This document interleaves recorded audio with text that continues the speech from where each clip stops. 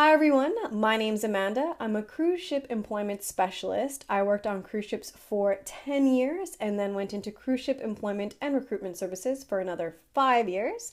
And last year I started my own company called getalifeatsea.com where I help adventurers get paid to travel the world.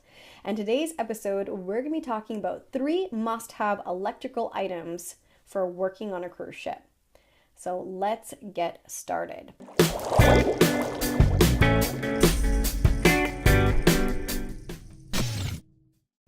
So number 1 is something like this. This is a universal adapter.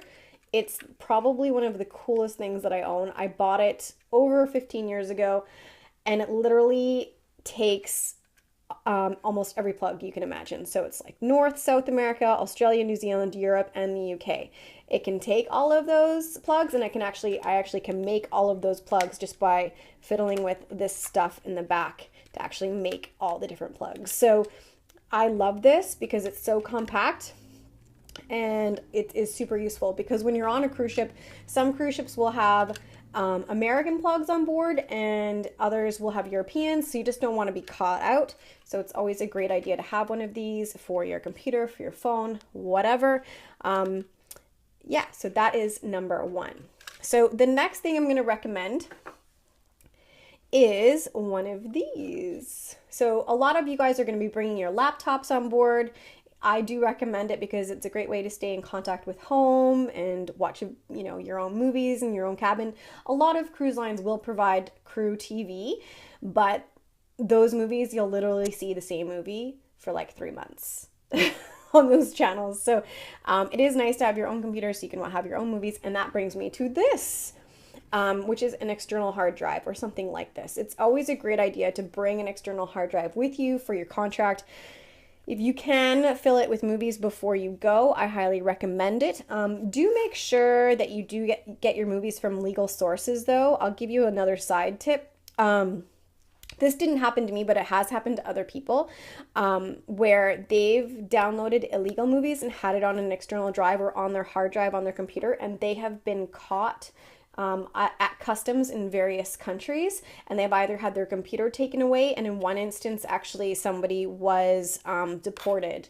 So do make sure that any electrical material that you're bringing on your laptop or on your hard drive is from legal sources, because customs in whatever country does have the right to check these things.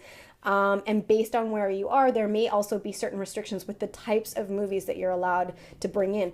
For example, Singapore has very, very strict regulations when it comes to anything R-rated coming into their country. So yes, they have the ability to check your laptop and your hard drives in various countries. So you just want to make sure you're getting your stuff from legal sources, and you're making sure you check all your laptop and your hard drive too. But it is awesome to bring one of these on board because you can share movies with friends and you have your own little movie collection for when you're off duty, which is nice because, as I said, the crew TV is good, but watching the same movie for 3 months in a row can get a little dull. And then the third thing I recommend is actually one of these, which is a headlamp. And I know it sounds kind of weird, but a headlamp can be very, very useful for many, many things.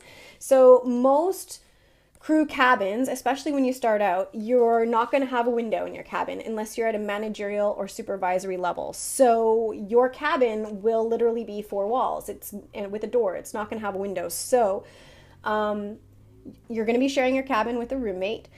They may or may not have the same schedule as you. So having a little headlamp to help you kind of find, because it's literally pitch black when the room is dark, to help find your way around, this is really, really great so that you're not flipping on all the lights and potentially really peeving off your roommate. Also, this is good for emergency situations as well. So if the ship loses power, then you have your little lamp. Yes, there's emergency lighting in the corridors, but it's always good to have an extra source of light. Sometimes it does happen. There are blackouts. It happens rarely, but you don't want to get caught out. So that's why I recommend that. So guys, if you have any questions, do feel free to email me direct. There's a contact link on my website at www.getalifeatsea.com. I would love to hear from you. Also, be sure to take my free quiz at getalifeatsea.com. Check out all my other social media platforms. I'm on Facebook, Twitter, Instagram, Google+. I'm everywhere just under Get a Life at Sea. So thanks so much, guys, and we'll see you next time.